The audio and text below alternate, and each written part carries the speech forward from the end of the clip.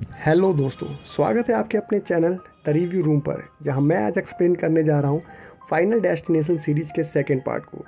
ये मूवी 2003 में रिलीज़ हुई थी, फर्स्ट पार्ट के 3 साल बाद, और इसके फर्स्ट पार्ट के फाइनेंशियल सक्सेस को देखते हुए इस मूवी को बनाया गया था। ये मूवी पूरी तरह से फर्स्ट पार्ट से रिलेटेड है, तो अगर आपने इससे पहले फर्स्ट पार्ट नहीं देखा है तो आई बटन पर क्लिक करके पहले वो देख लो, नहीं तो इस वीडियो में आपको कुछ समझ नहीं आएगा। और ऐसे ही और सीरीज़ देखने के लिए चैनल को सब्सक्राइब करके बेल नोटिफिकेशन को ऑन कर लो, ताकि मुझे वीडियो बनाने की मोटिवेशन मिलते रहे और आपको वीडियो की नोटिफिकेशन। फाइनल डेस्टिनेशन सीरीज जानी जाती है अपने डेथ सीन और अपने भयानक एक्सीडेंट सीन के लिए, और इस मूवी का एक्सीडेंट सीन काफ़ी आइकॉनिक है। हर किसी ने वो सीन कहीं ना कहीं देखा होगा। तो चलते हैं बिना किसी देरी के मूवी की ओर। मूवी स्टार्ट होती है फ्लाइट 180 के एक्सप्लोजन के 1 साल बाद। हम देखते हैं कि कॉलेज स्टूडेंट किम्बरली को, जो कि अपने फ्रेंड्स साइना, डैनो और फ्रैंकी के साथ बीच वेकेशन पर जा रही थी। जब वो हाईवे एंट्रेंस पर वेट कर रहे थे, तब उनके पास एक बैगर आती है। उस बैगर के बैग से सारे कैंस गिर जाते हैं। वो उसे अवॉइड करते हैं और अपनी कार को हाईवे पर ले लेते हैं। हाईवे पर उन्हें स्कूल बस मिलती है, जिसके अंदर बच्चे चिल्ला रहे थे पाइल अप। तभी किम्बरली रेडियो ऑन करती है और उसे पता चलता है कि ठीक 1 साल पहले आज के ही दिन फ्लाइट 180 वाला कांड हुआ था। वो चैनल को चेंज करती है और उसे नेक्स्ट चैनल पर एक सॉन्ग सुनाई देता है। उस सॉन्ग का नाम था हाईवे टू हेल, जो इस सिचुएशन के लिए बिल्कुल ठीक नहीं था। हाईवे पर किम्बरली बहुत सारे लोगों को नोटिस करती है। एक लड़का अपनी स्पोर्ट्स कार में था, एक वाइट वैन में प्रेग्नेंट लेडी थी, एक बाइकर था, एक कार में एक नशेड़ी था, एक कार में एक बिजनेस वूमेन थी, एक कार में माँ बेटे थे, और उन सब के साथ एक पुलिस ऑफिसर भी था। लेकिन मोस्ट इम्पॉर्टेंट थिंग, उनके आगे वुडन लॉक से लदा हुआ एक ट्रक चल रहा था। सब कुछ बिल्कुल नॉर्मल था, किम्बरली को छोड़कर। उसे बैड फीलिंग आ रही थी। उसे कई सारे साइन भी मिल रहे थे और वो सब साइन बिल्कुल सही थे। अचानक उस वुडन लॉक ट्रक की चेन टूट जाती है और सारे लॉक्स रोड पर गिर जाते हैं। एक लॉक सीधा पुलिस ऑफिसर को क्रश कर देता है। इसके बाद तो वहाँ क्रशों की लाइन लग जाती है। बाइकर को उसी की बाइक क्रश कर देती है। नशेड़ी की कार को सामने से आ रहा ट्रक उड़ा देता है और बिजनेस वूमेन क्रैश में ही मारी जाती है। माँ बेटे की कार भी लॉक से टकरा कर ब्लास्ट हो जाती है। किम्बरली की कार भी क्रैश में हो गई थी, लेकिन वो सब जिंदा थे। वो स्पोर्ट्स कार वाला आदमी सीधा ट्रक के फ्यूल टैंक से टकराकर क्रैश हो जाता है, लेकिन उसकी जान अभी नहीं जाती और वो जिंदा ही आग में जल रहा था। तब उसकी सफरिंग को सामने से आता हुआ ट्रक दूर कर देता है और वहीं किम्बरली और उसके फ्रेंड्स को भी उड़ा देता है। तभी किम्बरली होश में आ जाती है और वो अभी भी हाईवे एंट्रेंस पर थी। वो बहुत डर चुकी थी। अब उसे समझ नहीं आ रहा था कि उसने क्या देखा, लेकिन आप जानते हैं कि ये एक प्रेमिनेशन है। वो सोचती है कि ये एक बुरा सपना था। तभी वो बैगर उसके पास आ जाती है, जो कि उसके प्रेमिनेशन में भी आई थी, और उसके बैग से सारे कैंस गिर जाते हैं। अब किम्बरली सोच में पड़ गई थी। तभी हाईवे से वो स्कूल बस गुजरती है, जिसके अंदर बच्चे पाइलअप चिल्ला रहे थे। अब यहाँ किम्बरली की हालत बहुत ख़राब हो चुकी थी। वो जल्दी से रेडियो ऑन करती है। उस पर फ्लाइट 180 की एनिवर्सरी की न्यूज़ चल रही थी और उसे पता था कि नेक्स्ट चैनल पर हाईवे टू हेल सॉन्ग चलेगा, और बिल्कुल वैसा ही होता है। किम्बरली पैनिक कर जाती है और वो अपनी कार वापस मोड़ने लगती है। उसे रोके रहने की वजह से वहाँ जाम लग जाता है, और जाम में वही लोग फंसे थे जिन्हें आपने अभी मरते हुए देखा था, इंक्लूडिंग पुलिस ऑफिसर। पुलिस वाला उससे रास्ता ब्लॉक करने की वजह पूछता है। किम्बरली उसे कहती है कि यहाँ एक बहुत बड़ा एक्सीडेंट होने वाला है, जो कि उसने पहले ही देख लिया है। पुलिस वाला उसे बाहर निकालता है। तभी वहाँ से वो लॉगिंग ट्रक गुजरता है। किम्बरली कहती है कि ये वही ट्रक है जिसकी वजह से एक्सीडेंट होगा, और उसके कहने की देरी थी, वहाँ एक्सीडेंट हो जाता है। किम्बरली बिल्कुल सुन्न हो चुकी थी। उसके पीछे से एक ट्रक आ रहा था, जिससे उसे ऑफिसर बचा लेता है, लेकिन उसके तीनों फ्रेंड मारे जाते हैं। अब आप सोचोगे कि डेथ का तो एक पैटर्न होता है, और एक्सीडेंट में तो ये सबसे लास्ट में मरे थे, फिर अचानक ये कैसे हुआ? इसका जवाब आपको आगे मिलेगा। अब किम्बरली खुद तो एक्सीडेंट से बच चुकी थी, लेकिन उसने अपने साथ कई और लोगों की जान बचा ली थी।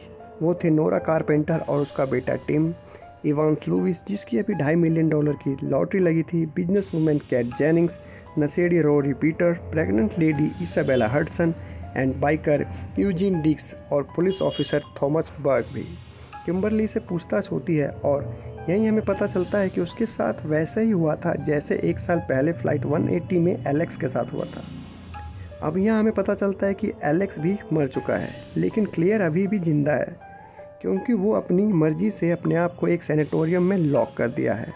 उसने ये तरीका निकाला है डेथ को चीट करने का। उनमें से किसी को भी इन बातों पर यकीन नहीं होता, बस वो इतना जानते थे कि वो लकी हैं, लेकिन कब तक। इवान बहुत सारी शॉपिंग करके अपने घर में आता है। वो पैन में पड़े नूडल्स को बाहर फेंक कर अपने लिए कुछ बनाने लगता है। वो फ्रिज में से कुछ चाइनीज़ फूड निकालता है और तभी उसके फ्रिज पर लगी एक मैग्नेट उसमें गिर जाती है और वो ज़्यादा ध्यान नहीं देता और वो उसे माइक्रोवेव में रख देता है। और वो पैन में भी कुछ फ्राई कर रहा था। खाने को छोड़कर वो अपने गोल्ड वॉच को पहनने लगता है और फिर अपनी गोल्ड रिंग को पहनने लगता है। तभी माइक्रोवेव में स्पार्किंग हो जाती है और उसके हाथ से अंगूठी सिंक में गिर जाती है। वो जल्दी से सिंक में अपना हाथ डाल देता है। अब उसकी वॉच की वजह से उसका हाथ बाहर नहीं निकलता। ऊपर से माइक्रोवेव में शॉर्ट सर्किट हो चुका था और पैन में भी आग लग चुकी थी। वो कपड़े से आग बुझाने की कोशिश करता है जिसमें वो आग पूरे कमरे में फैला देता है। किसी तरह वो अपना हाथ बाहर निकाल लेता है और वहाँ से बाहर निकलने की कोशिश करता है। वो समझदारी दिखाते हुए चेयर से विंडो को तोड़कर बाहर निकल जाता है। जैसे ही वो कमरे से नीचे उतरने लगता है उसके कमरे में ब्लास्ट हो जाता है। वो सीढ़ी से नीचे उतरता है लेकिन वो काफ़ी जाम था। काफ़ी कोशिश करने के बाद वह खुल जाती है और वह नीचे उतर जाता है। तभी वो वहाँ फेंके हुए नूडल्स पर फिसलकर गिर जाता है और सीढ़ी सीधा उसके आँख में आकर गिरती है और उसकी मौत हो जाती है। उधर बर्ग फ़्लाइट 180 के सर्वाइवर पर रिसर्च कर रहा था और हमें पता चलता है कि वो सब बहुत अजीब एक्सीडेंट में मारे गए थे। और हमें पता चलता है कि एलेक्स भी सर पर ईंट गिरने की वजह से मारा गया था और उसके साथ उस वक्त क्लेयर थी जब ये एक्सीडेंट हुआ था। पक्का वो क्लेयर को बचाने के चक्कर में मरा होगा। उधर बाकी सर्वाइवर टीवी पर उस एक्सीडेंट की न्यूज़ देख रहे थे। अभी भी वो खुद को बहुत लकी समझ रहे थे, लेकिन जैसे ही इवांस की न्यूज़ टीवी पर आती है उन सब के होश उड़ जाते हैं। अगले दिन जब किम्बरली सैनिटोरियम में जाती है क्लेयर से मिलने, क्योंकि उसे कई सारे सवालों के जवाब चाहिए थे और वो सोच रही थी कि क्लेयर उसकी हेल्प करेगी, लेकिन ऐसा नहीं होता। क्लेयर उसे सिर्फ ये बताती है कि उसे साइंस पर ध्यान देना होगा। सिर्फ साइन ही है जो उसे बचा सकते हैं और वो उसे डेथ के पैटर्न के बारे में भी बताती है जो कि उसके केस में कुछ ज़्यादा सेंस बना नहीं रहे थे, क्योंकि उसके प्रेमिनेशन में सबसे पहले ऑफिसर बर्ग मरा था। अब यहाँ सारी कन्फ्यूज़न दूर हो जाती है क्योंकि यहाँ हमें पता चलता है कि इस केस में डेथ उल्टा चल रहा है। एक्सीडेंट में सबसे पहले वो और उसके फ्रेंड मरे थे। एक्चुअली ट्रक क्रैश में वो भी मरने वाली थी, लेकिन उसे बर्ग ने बचा लिया था। जब कोई डेथ के प्लान में दखल देकर किसी को बचा लेता है, वो उसे स्किप करके उसके नेक्स्ट पर्सन को ले जाती है। और एक्सीडेंट में सेकंड मरा था इवान, जो कि अब मर चुका है। किम्बरली को अब डेथ का पैटर्न समझ आ गया था। जब किम्बरली घर पहुंचती है तो ऑफिसर बर्ग उसे बाहर ही मिलता है क्योंकि ऑफिसर को उसकी बातों पर यकीन हो रहा था। अचानक किम्बरली को विंडो में पिजन दिखाई देते हैं। जैसा कि क्लियर ने कहा था, वो इस साइन को पकड़ लेती है और उसे पता था कि अगला नंबर नोरा और टीम का है। अब उसे ये भी पता चल चुका था कि उनके डेथ की वजह पिजन होगी। वो उन्हें ढूंढने निकल जाती है। उधर क्लियर सोच रही थी कि ऐसे जीने से तो मर जाना बेहतर है और फाइनली वो सैनिटोरियम से बाहर निकलने का डिसीजन बना लेती है। नोरा टीम को लेकर डेंटिस्ट के पास आई थी। हम नोटिस करते हैं कि वहाँ पर कंस्ट्रक्शन भी चल रहा था, जिस वजह से पिजन विंडो से टकरा रहे थे और उनकी वजह से डेंटिस्ट फोकस नहीं कर पा रहा था। इसीलिए वो टीम को इंजेक्शन की बजाय लाफिंग गैस ब्रेथ करवाता है। वो अपना काम शुरू करता है, तभी एक पिजन वेटिंग रूम की विंडो से टकराकर अंदर आ जाती है। डेंटिस्ट टीम को छोड़कर चेक करने चला जाता है। उसके जाते ही ऑक्सीजन बंद हो जाती है और टीम सिर्फ लाफिंग गैस ब्रेथ कर रहा था और ऊपर से उसके मुंह में एक फिश टॉय गिर जाती है पूरी तरह से ऑक्सीजन बंद करने के लिए। मामला क्रिटिकल हो जाता है। तभी डेंटिस्ट की असिस्टेंट वहां आ पहुंचती है और टीम को बचा लेती है। वो दोनों बिल्कुल ठीक ठाक डेंटिस्ट के पास से जा रहे थे, तभी वो देखते हैं कि सामने से किम्बरली और बर्क पिजन चिल्लाते हुए आ रहे हैं। पिजन सुनते ही टिम पिजन के पास चला जाता है। तभी एक ग्लास उसके ऊपर आकर गिर जाता है और टिम का काम तमाम हो जाता है। नोरा कुछ भी सुनने और समझने की हालत में नहीं थी, इसलिए बर्क रात को सभी सर्वाइवर को अपने घर पर बुलाता है एक मीटिंग के लिए, ताकि वो सबको वार्न कर सके, और किम्बरली को उसके घर पर ड्रॉप करता है। और तभी वहाँ उन्हें मिलती है क्लेयर, जो कि उन्हें एक ऐसे आदमी से मिलाती है जो उन्हें गाइड कर सकता था। वो था विलियम। विलियम उन्हें बताता है कि न्यू लाइफ ही डेथ को हरा सकती है, क्योंकि हर लाइफ के लिए एक डेथ होती है और हर डेथ के लिए एक न्यू लाइफ। सब कुछ बैलेंस है। उसकी बातें सुनने के बाद वो अपना दिमाग दौड़ा रहे थे। तभी उन्हें याद आता है कि एक्सीडेंट में इसाबेला भी बच गई थी, जो कि प्रेग्नेंट थी और वाइट वैन चला रही थी। इसाबेला इंटरोगेशन के लिए नहीं आई थी। अब उन्हें न्यू लाइफ वाला कॉन्सेप्ट बिल्कुल क्लियर हो जाता है। उन्हें किसी भी हालत में इसाबेला के बच्चे को बचाना था। बर्क एक पुलिस वाला था, इसलिए इसाबेला को ढूंढना ज़्यादा मुश्किल नहीं होने वाला था।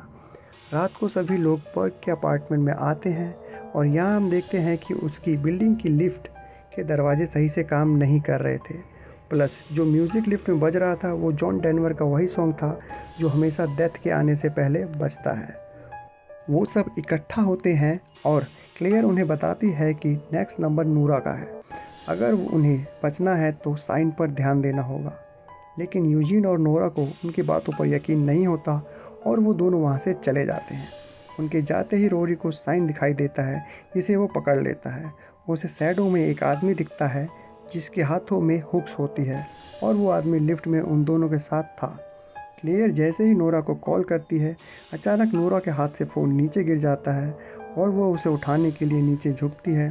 तभी एक हुक उसके कपड़ों में फंस जाता है, और जैसे ही उसे पता चलता है कि एक हुक वाला आदमी उसे मारने वाला है, वो पैनिक कर जाती है। वो लिफ्ट से बाहर भागने की कोशिश करती है, लेकिन उस लिफ्ट के दरवाजे ख़राब थे और वो अचानक बंद हो जाते हैं और नोरा का सर उसमें फंस जाता है। किम और क्लियर उसकी मदद के लिए आते हैं, मगर वो भी कुछ कर नहीं पाते और नोरा का सर धड़ से अलग हो जाता है। बर्क को रिपोर्ट मिलती है कि इसाबेला को ढूंढ लिया गया है और वो सब वहाँ जाने लगते हैं। तभी यूजीन का दिमाग ख़राब हो जाता है, बिल्कुल कार्टर की तरह, और वो खुद को गोली मारने लगता है। गोली नहीं चलती, जबकि पूरी गन लोडेड थी, और ऐसा इसलिए होता है क्योंकि मरने की बारी उसकी नहीं थी। वो सब पुलिस स्टेशन जाने लगते हैं इसाबेला से मिलने के लिए। तब इसाबेला को लेबर पेन शुरू हो जाता है और ऑफिसर उसे उसी की वैन में बिठाकर हॉस्पिटल के लिए निकल जाता है।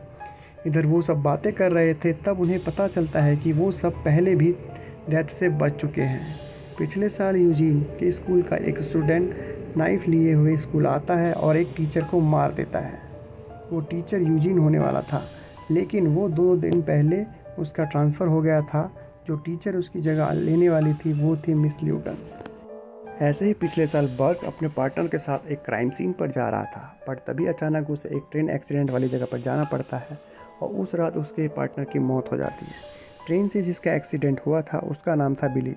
पिछले साल मई में किम को एक होटल में रुकना था। उस होटल में रात को सब गैस लीकेज के कारण मारे गए थे, लेकिन किम बच गई थी। वो होटल तक पहुंच नहीं पाई थी। रास्ते में उसकी बस ने एक लड़की को उड़ा दिया था।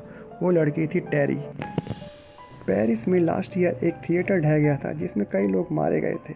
रोरी को भी उस थिएटर में जाना था, लेकिन वो नहीं जा पाया क्योंकि रास्ते में एक लड़के को साइन बोर्ड ने उड़ा दिया था। वो लड़का था कार्टर।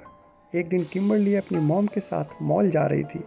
वो एक न्यूज़ देखने के लिए रुक गई थी जिसमें एक लड़के ने बाथरूम में फांसी लगा ली थी। इतने में कुछ गुंडे उसकी मॉम को मारकर चले गए थे और टीवी पर न्यूज़ चल रही थी टॉड की, यानी कि फ़्लाइट 180 के सर्वाइवर की डेथ की वजह से इनकी डेथ भी टल गई थी। इसलिए डेथ अपने अधूरे काम को पूरा कर रही थी ताकि फिर से सब कुछ नॉर्मल हो पाए। यानी कि अगर एलेक्स और बाकी लोग फ़्लाइट से ना उतरते तो ये सब अभी तक ज़िंदा नहीं होते। तो दोस्तों, यहाँ पर आप सबकी कन्फ्यूज़न दूर हो गई होगी। ये सब इसाबेला के पास जा रहे थे और इसाबेला ही इनके पास आ जाती है।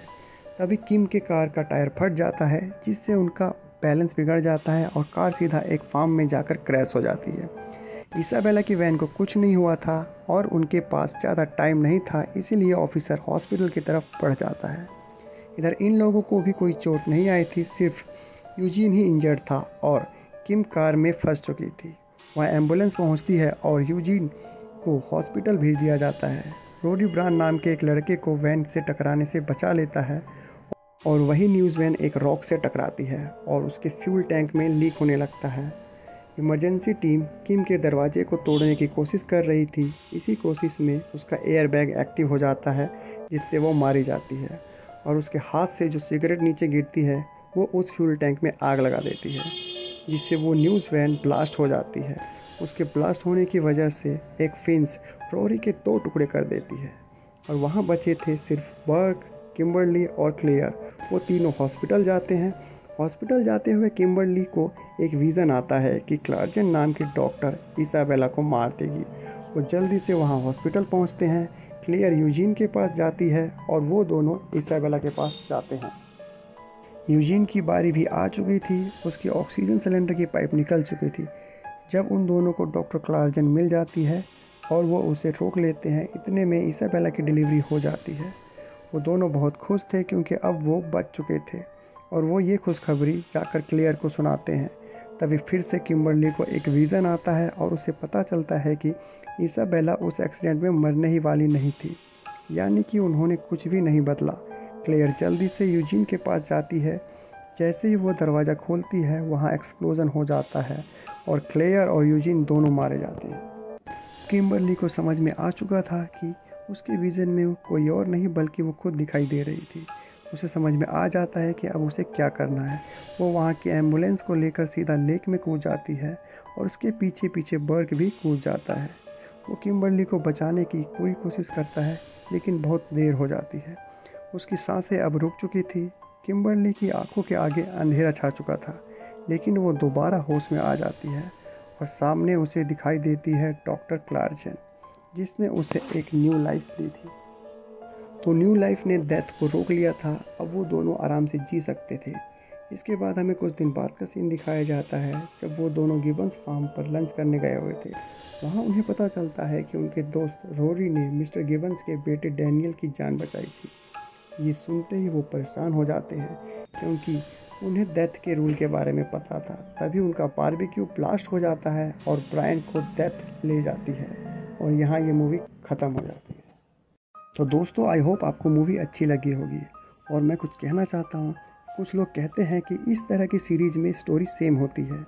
ऐसा बिल्कुल भी नहीं है। अगर सारी मूवी में एक्सीडेंट है तो इसका ये मतलब नहीं है कि सभी की स्टोरी सेम होगी।